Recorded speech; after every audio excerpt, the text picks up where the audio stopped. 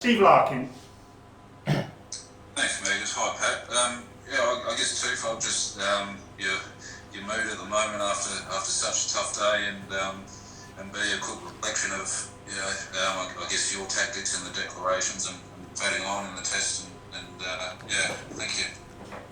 Yeah, I think first of all, probably my main emotions just pretty wrecked, just walking off the field.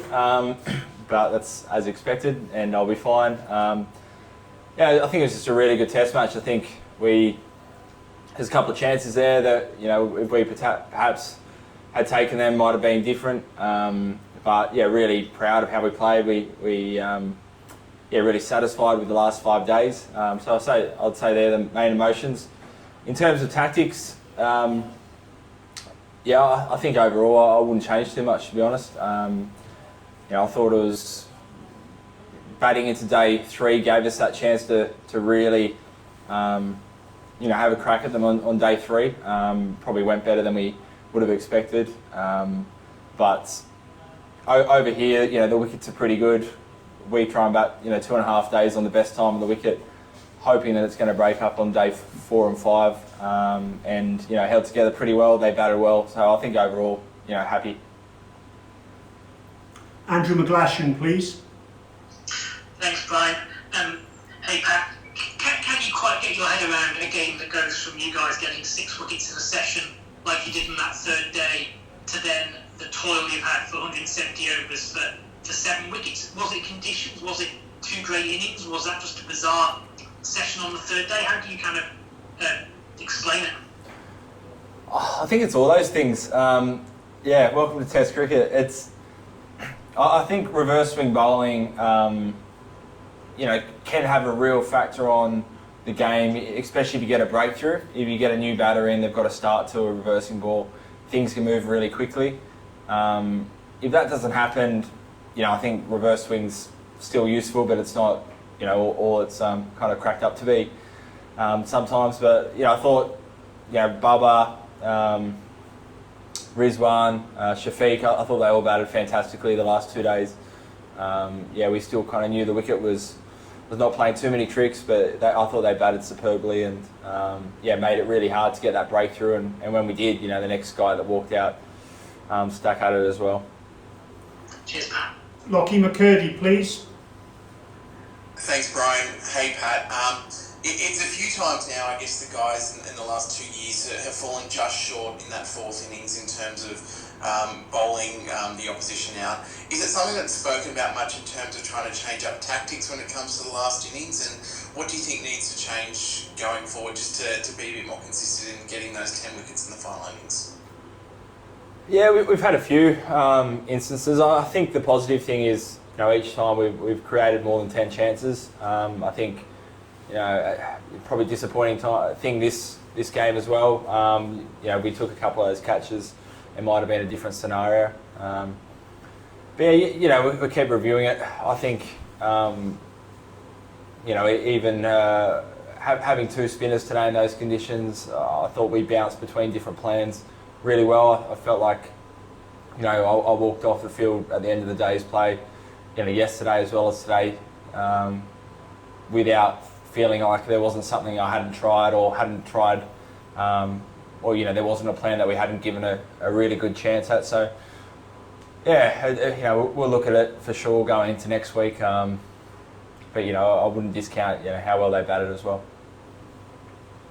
Tom Decent, please. Hey, Pat. Rightly or wrongly, people will analyse how many swings and went in the last innings there. It's obviously spinners are sort of microscopes on them to get the job done. Just your thoughts on how he bowled and Nathan as well.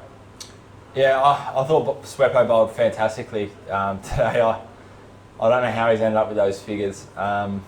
Especially that middle session before tea. He had umpire's call. He had a couple of half chances dropped off his bowling. Lots of play and misses. I just thought it was fantastic. Even today it started to spin a bit more, especially the second half of the day. But the way he was able to be a real wicket-taking option, even off a really good wicket, without really foot marks to the right-handers, I was just really impressed with how he went about it. Not surprised, but he was just very easy as a captain to call on his bowling. So I thought he did fantastically well, and Nathan, I thought he bowled well. Particularly today, I felt like he was, just going to get a wicket every over really. Whenever I took off him to bowl Starkey or myself, I felt like it was a hard decision to make because I felt like he was so close to a wicket all day. So really happy. Thought they did well. We've only got time for three. We've got time for three more questions now. Mel Farrell, Bharat, and Andrew Ramsey. Thanks, Morgan. Hey, Pat, it felt like in a way that you guys had played for 3.5 days, almost the perfect test, sort of in these conditions to be really in control of the time, the pace and everything. Does that make it harder for you to sort of swallow the fact that you end up going into the third test and it's still a 0-0 draw?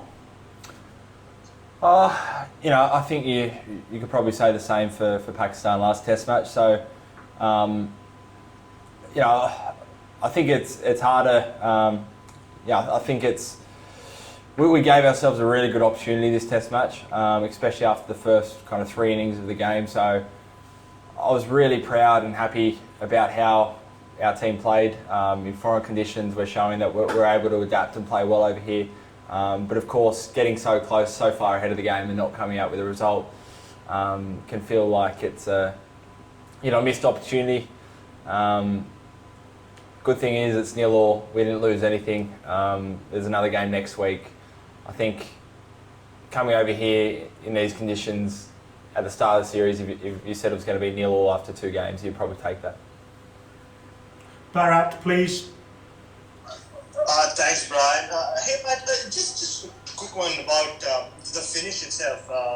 Once you took that third new ball, you and Mitch Stark bowled an over each, and then you just bowled out with spin.